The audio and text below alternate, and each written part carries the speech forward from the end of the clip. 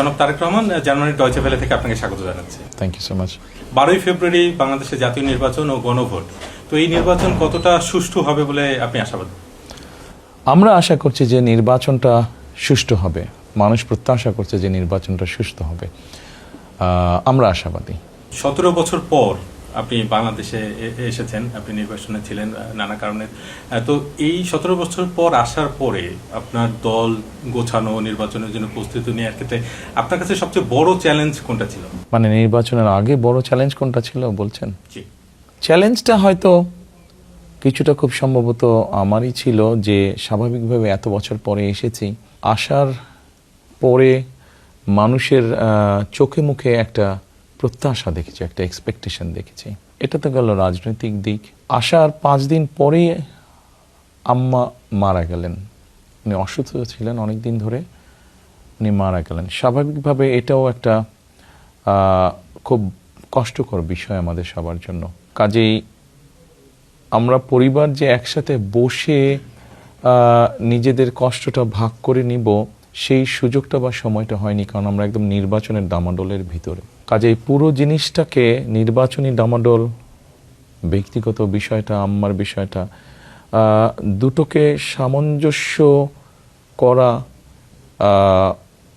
এই জিনিসটাকে সামনে নিয়ে যাওয়া, এটাই আসলে আমার কাছে সবচেয়ে বড় চ্যালেঞ্জিং ছিল। আমি ব্যক্তিগতভাবে মনে করি যে হয়তো এই চ্যালেঞ্জটা মোটামুটিভাবে মোকাবেলা করতে সক্ষম হয়েছে আমি। এবার তো অনেক ভোটার যারা হচ্ছে তরুণ এবং প্রথমবারের মতো ভোট দিতে যাচ্ছেন, গত 3টি নির্বাচন বিতর্কিত নির্বাচন আপনি জানেন, যে ফলে মানুষের মধ্যে একটা বাড়তি আগ্রহ রয়েছে।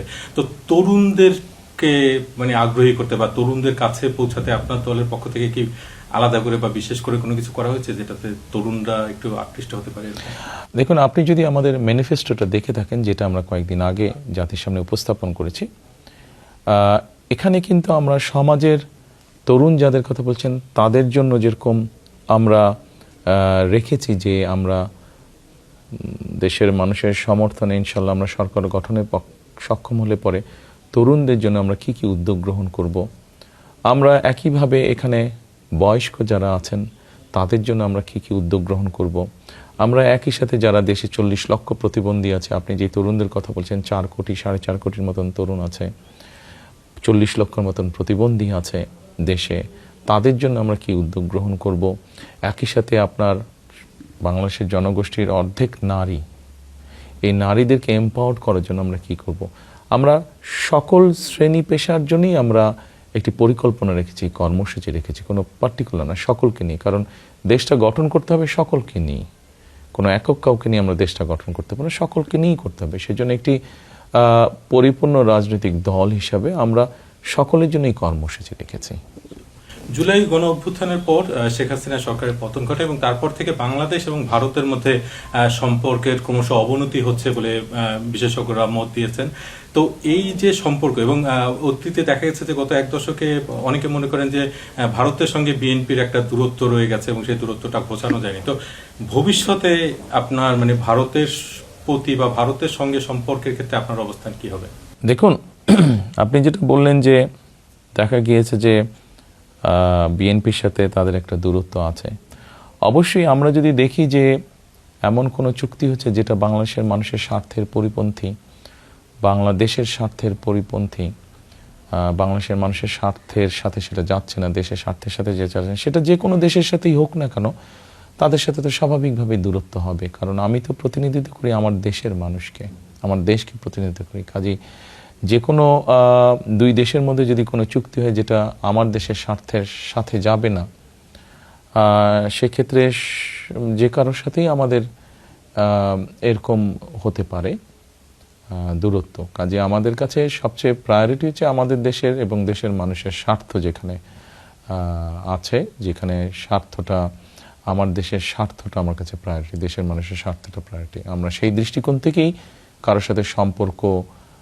কেমন হবে সেটা নির্ভর করবে। ভূ রাজনৈতিক প্রেক্ষাপটে দেখা যাচ্ছে যে চীনের একটা বাড়তি আগ্রহ আছে বাংলাদেশ নিয়ে। তো আপনার কি এরকম কোনো পদক্ষেপ আছে? চীনের জন্য কি আলাদা কোনো নীতি বা চীনের ক্ষেত্রে একরকম সম্পর্ক, ভারতের ক্ষেত্রে একরকম সম্পর্ক, এরকম কি কোনো ব্যাপার ঘটার কোনো সুযোগ আছে কিনা? আমি মাত্র মনে হয় বললাম যে অ্যাকচুয়ালি আমার কাছে প্রায়োরিটি হচ্ছে, আমাদের দলের কাছে প্রায়োরিটি হচ্ছে, দেখুন বর্তমান বিশ্বে যদি আমরা চিন্তা করি, আমাদের সাথে বিভিন্ন দেশের সম্পর্ক, আমরা একা বসবাস করতে পারবো না। নর্মালি বলা হয় গ্লোবাল ভিলেজ এখন পৃথিবীকে। কাজেই আমাদের দেশের মানুষ বিভিন্ন দেশের সাথে ব্যবসা বাণিজ্য করবে, আমাদের দেশের মানুষ বিভিন্ন দেশে যাবে চাকরি বাকরি বিভিন্ন কারণে। কাজেই সেই জন্যই আমি বলেছি যে আমার দেশের স্বার্থ যেখানে বজায় থাকবে, দেশের মানুষের স্বার্থ যেখানে বজায় থাকবে, আমাদের সাথে তাদের সম্পর্ক ভালো হবে। যাদের সাথে আমাদের স্বার্থ বজায় থাকবে না, স্বার্থ ঠিক থাকবে না, দেশের মানুষের স্বার্থে প্রায়োরিটি পাবে না, স্বাভাবিকভাবে তাদের সাথে তার সম্পর্ক গভীর হওয়ার কোনো কারণ নেই। একটি আন্তর্জাতিক সংবাদ মাধ্যমকে আপনি কয়েকদিন আগে বলেছেন যে বিএনপি কোন রকম ঐক্য সরকার বা জাতীয় সরকার গঠনের পরিকল্পনা নেই জামায়াতের সঙ্গে, কিন্তু জামায়াত বলছে যে তারা যদি সুযোগ পায় তারা বিএনপির সঙ্গে এখনো তারা ঐক্য সরকার করতে রাজি এবং তারা আমন্ত্রণ জানাবে আর কি। সেক্ষেত্রে কি আপনি সেই আমন্ত্রণ গ্রহণ করবেন, এরকম কোনো ব্যাপার হবে? দেখুন, আলহামদুলিল্লাহ আমরা ভেরি কনফিডেন্ট যে ইনশাআল্লাহ বাংলাদেশের মানুষের রায় আমরা পাবো, আমরা সরকার গঠনে সক্ষম। এককভাবে আমরা ইনশাল্লাহ সরকার গঠন করতে সক্ষম হব।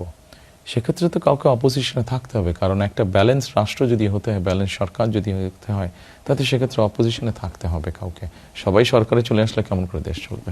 আরেকটি বিষয় একটু জানতে চাচ্ছি যে বাংলাদেশে প্রায় 13 কোটি ভোটার এবং তার অর্ধেকের মতোই নারী, কিন্তু আমরা দেখতে পাচ্ছি যে রাজনৈতিক দলগুলো যে প্রার্থী মনোনয়ন দিয়েছেন তার মধ্যে নারীর সংখ্যা খুবই কম। আপনি বিষয়টা কিভাবে দেখছেন যে নারীর এই যে অংশগ্রহণের যেটা একটা খুবই কম, এর ফলে তাদের ক্ষমতায়নের পথে কোনো বাধা তৈরি হচ্ছে কিনা? দেখুন, বিষয়টাকে আমি অন্যভাবে দেখি। আপনি যদি সত্যিই বিষয়টাকে মেইন করেন যে নারীকে ক্ষমতায়ন করতে হবে, তাহলে দেখুন একটু পিছন থেকে শুরু করতে হবে। সেটা হচ্ছে যে দেখুন,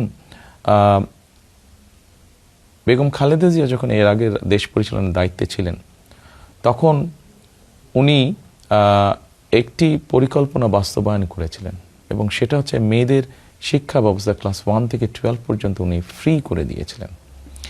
এটি হচ্ছে নারী সমাজকে এম্পাওয়ার করার প্রথম একটি পদক্ষেপ। অর্থাৎ আপনি একজনের শিক্ষার সুযোগ আপনি তৈরি করলেন।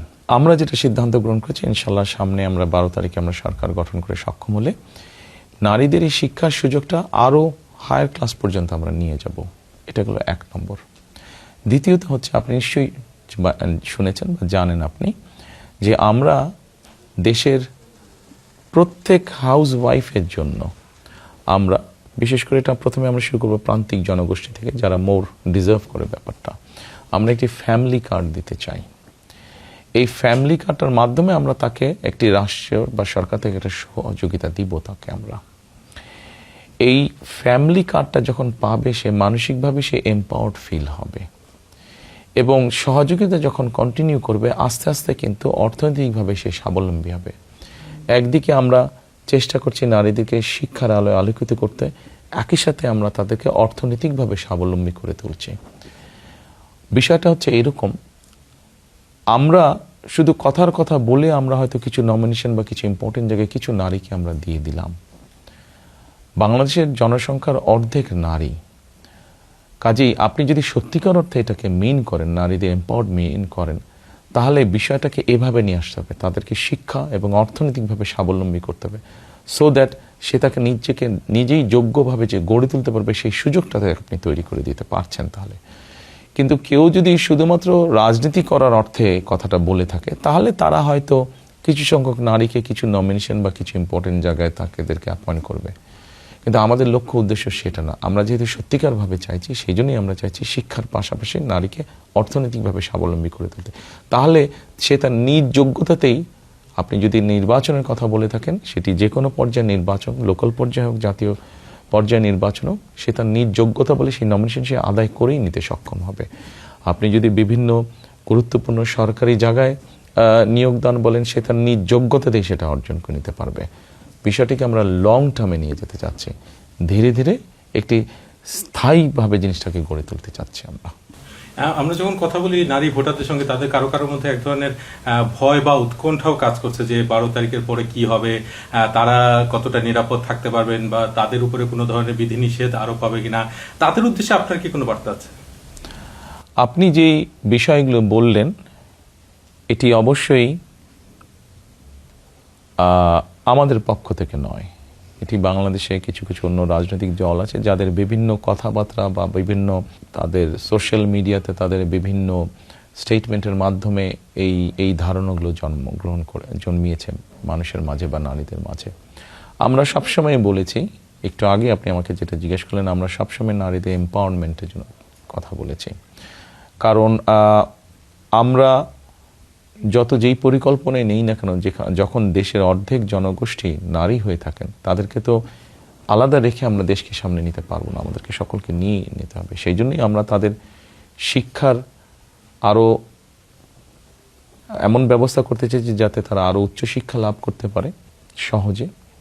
আমরা এমন ব্যবস্থা করতে চাইছি যাতে তারা অর্থনৈতিকভাবে স্বাবলম্বী হতে পারে, অর্থাৎ তাদের কনফিডেন্সটা আমরা আরো স্ট্রং করতে চাইছি, তাদের আত্মবিশ্বাসটা আমরা দৃঢ় করতে চাইছি। এবং সেজন্যই শুধু তাই নয়, আমরা এর মধ্যে বলেছি যে আমরা দেশে সরকার গঠন করতে সক্ষম হলে আমরা দেশে এমন শিল্প নিয়ে আসতে চাইছি যেখানে নারীরাদের কর্মসংস্থানে বেশি হবে।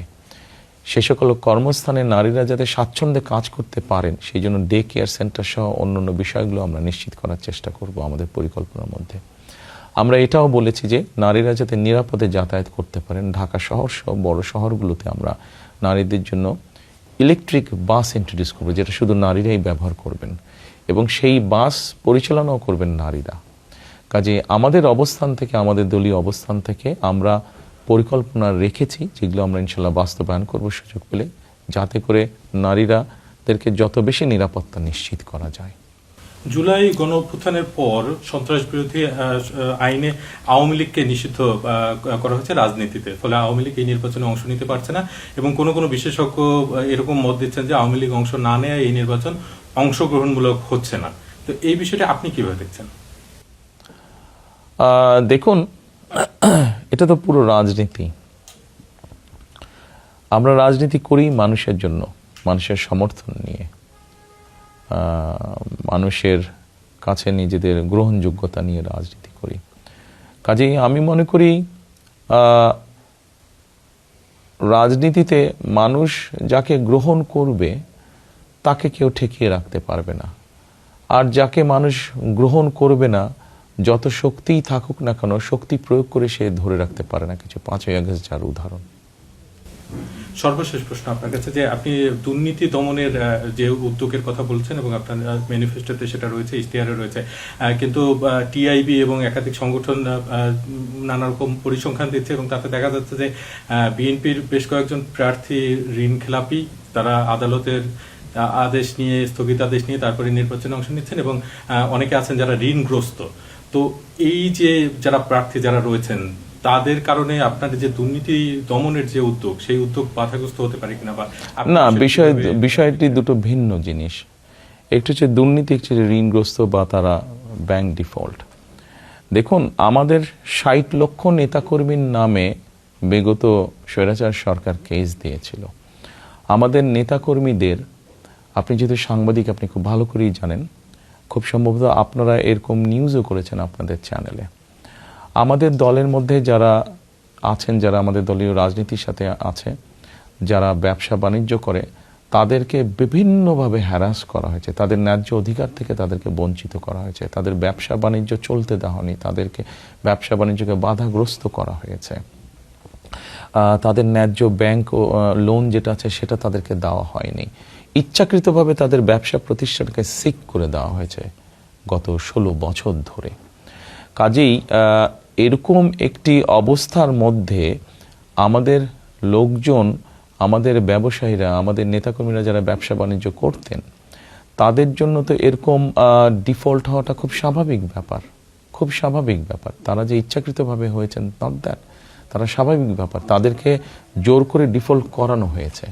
জুলাই গণঅভ্যুত্থানে বিএনপির অনেক নেতাকর্মী হতাহত হয়েছেন বলে আপনার দল, হ্যাঁ, আমাদের প্রায় 450-র মতন নেতাকর্মী আমরা শুধু জুলাই আগস্টেই হারিয়েছি তাদেরকে। এবং গত 15-16 বছরে গুম খুনেরও শিকার হয়েছে, গুম 700-র মতন নেতাকর্মী আমাদের গুম হয়েছে। এই যে যারা যে ভুক্তভোগী, তাদের পরিবারকে বা তাদের বিচার নিশ্চিত করার জন্য আপনার কোনো পরিকল্পনা আছে কিনা? অবশ্যই আমাদের পরিকল্পনা আছে, কারণ আমাদের নেতাকর্মীরা যেরকম গুম খুনের শিকার হয়েছে, অন্য অন্য গণতান্ত্রিক রাজনৈতিক দল যারা আমাদের সাথে আন্দোলন সংগ্রামে ছিল তারা গুম খুনের শিকার হয়েছে, হয়তো সংখ্যা কম বেশি হবে। এমনকি অনেক মানুষ আছেন যারা রাজনীতির সাথে জড়িত না, কিন্তু তারা অত্যাচার নির্যাতনের শিকার হয়েছে, গুম খুনের শিকার হয়েছে। এটি একটি অন্যায় ব্যাপার। একটি সিভিলাইজ দেশে মানুষ গুম হয়ে যাবে, সিভিলাইজ দেশে মানুষ খুন হয়ে যাবে, কিন্তু তার কোনো বিচার হবে না, এটি তো হতে পারে না। কাজেই দেশের আইন অনুযায়ী অবশ্যই প্রত্যেকটা মানুষ, কারোর সাথে যদি অন্যায় হয়ে থাকে তার বিচার পাবার অধিকার আছে। কাজে আইনগত প্রক্রিয়া হিসেবেই এটি তার বিচার সে পাবে অবশ্যই। আপনাকে অসংখ্য ধন্যবাদ ডয়চে ভেলেকে এই সাক্ষাৎকারে। Thank you so much. আপনাকে অনেক ধন্যবাদ আমাকে এই কথা বলার সুযোগ করে দেওয়ার জন্য।